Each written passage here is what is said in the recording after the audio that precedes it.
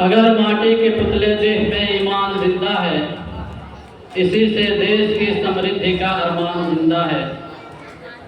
न बातों से है उम्मीदें, न भाषण पर भरोसा है, शहीदों के बदौलत मेरा हिंदुस्तान जिंदा है।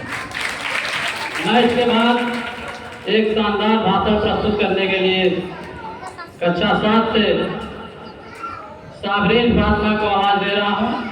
वो आए और भाषण प्रस्तुत करें। साबरीन फातिमा, कक्षा 7।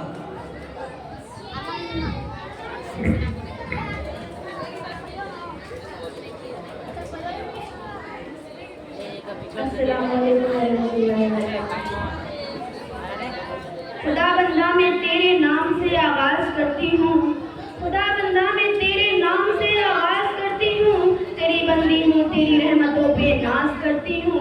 फकत तेरी मदद और इस्तियानत के भरोसे पर, फकत तेरी मदद और इस्तियानत के भरोसे पर मुझे उड़ना नहीं आता मगर परवाज करती हूँ।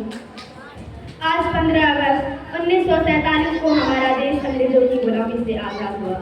यूँ कहूँ तो हमने 200 सालों तक आज़ादी लड़ी, तब जाके आज़ादी मिली। आज़ादी का असल मकसद क्या था? अंग्रेजों की गुलामी से आज़ाद होना।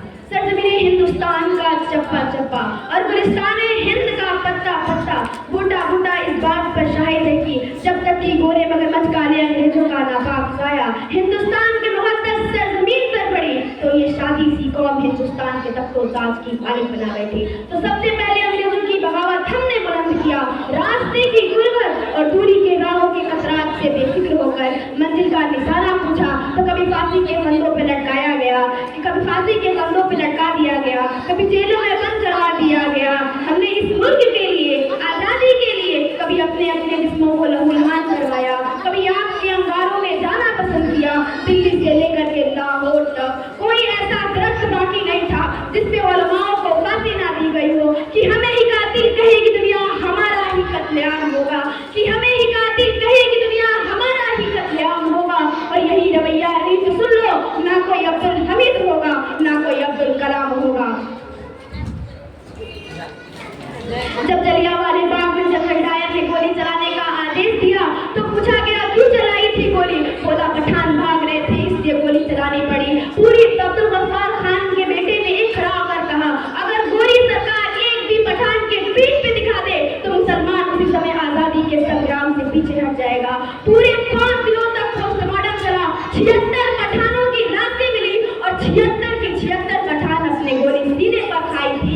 जब हमने इस मुल्क के लिए बरसे अदालत और रुकमे आजादी सुनाई तो हमें मारकर के जेलों में बंद करवा दिया गया कि मजबूर नहीं मजलूम नहीं थे हम, कि मजबूर नहीं मजलूम नहीं थे हम, इस हिंद के रहने वाले थे, उस दिन नहीं थे हम। आज हिंदुस्तान की तारीख बोल रही है। मुल्क हिंदुस्तान को आजाद कराने के लिए सिर्फ नौजवानों का हाथ नहीं बल्कि बच्चों से लेकर के बूढ़ों तक का एक अजीब शान बोल रहा है। खुद राम बोस जब 17 साल के थे तो अपनी जान को निछावर कर दिया था। ये वही आजादी का दिन है जिसको हासिल करने के लिए महात्मा गांधी ने खुद को भूख से दो चार किया था। ये वही आजादी का दिन है जिसको हासिल करने के लिए नौजवानों ने अपने गोली सीने पर खाई थी। ये वही आजादी का दिन है जिसको हासिल करने के लिए अशफाकुल्लाह खान ने फांसी के फंदे को चूमा था। ये वही आजादी का दिन है जिसको हासिल करने के लिए भगत सिंह को जब फांसी के फंदे पे चढ़ाया गया तो भगत सिंह ने अपनी जुबान से यही अल्फाज निकाला था कि अब भी जिसका खून न खौला वो खून नहीं पानी है, कि अब भी जिसका खून न खौला वो खून नहीं पानी है, जो इस देश के काम न आए वो बेकार जवानी है। हुकूमत हिंद, कुछ बात तो है कि हस्ती मिटती नहीं हमारी, कुछ बात तो है कि हस्ती मिटती नहीं हमारी। सदियों रहा है दुश्मन दौड़े जमां हमारा, यूनान मिस्र रूमा सब मिट गए जहां से, अब तक मगर है बाकी नामो निशा हमारा। तौहीद की अमानत सिरों